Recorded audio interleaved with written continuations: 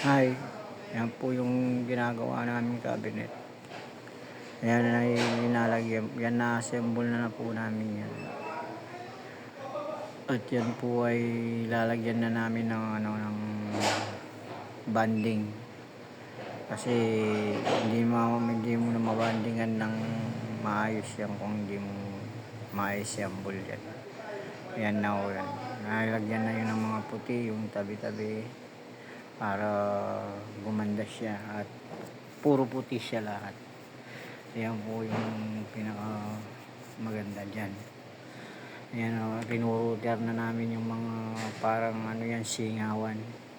Yung mga pinto na yan, yun yung mga nalagyan ng accessories na pasingawan para hindi mainit sa loob yung cabinet.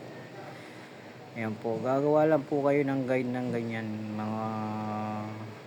yung mga bago lang nagtatrabaho, no? Ganyan lang po yung gagawin nyo at hindi na kayo mahihirapan na kukuha ng sentro o o yung para pare-pares na yung allowance nila. Ganun yan kasi pag marami yan kasi kailangan pare-parehas sila.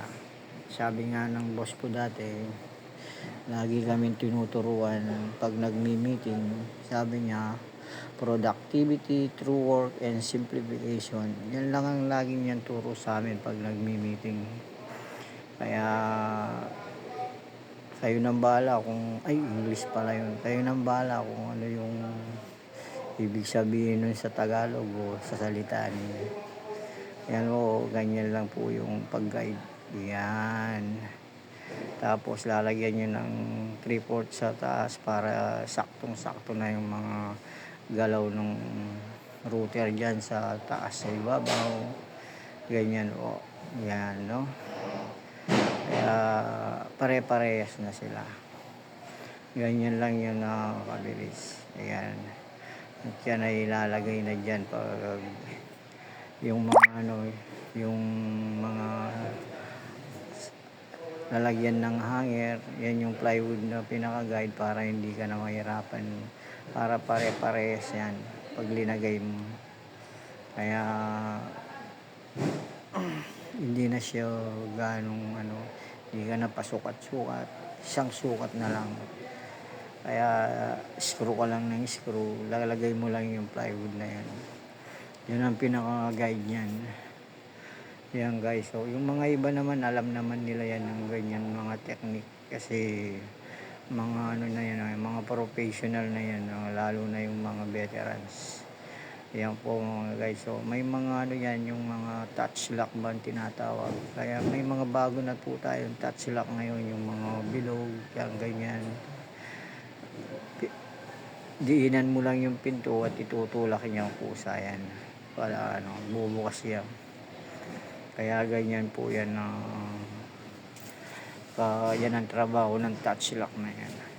Yan po, linagay na yung mga pinto, pero yung sa ibaba wala pang susi yan. Maya maya lang bukas ay malalagyan na ng susi yan. Yan, ganyan lang po yan. Kaya tsaka yung mga singawan niya parang lovel siya kung titignan mo siya, yung mga singawan niya maganda siya sa hindi siya mainit sa loob. Kaya may mga ganyan siyang style. Marami pwede yan sa mga nag-o-office, yung mga locker na yan, yung mga sama-sama yung mga yung mga locker nila. May kanya-kanya naman susi yan para pwede naman yan isa-isa. Kanya-kanya, pwedeng mga damit kasi may hangeran naman yan. Pwede yan sa mga department store, yung mga sales lady, ganyan. Ganyan mo kaganda yan. Kaya tingnan nyo na lang kung ayos yan guys, kasi hanggang sa susunod na lang. God bless and sana mag-ingat. Bye-bye.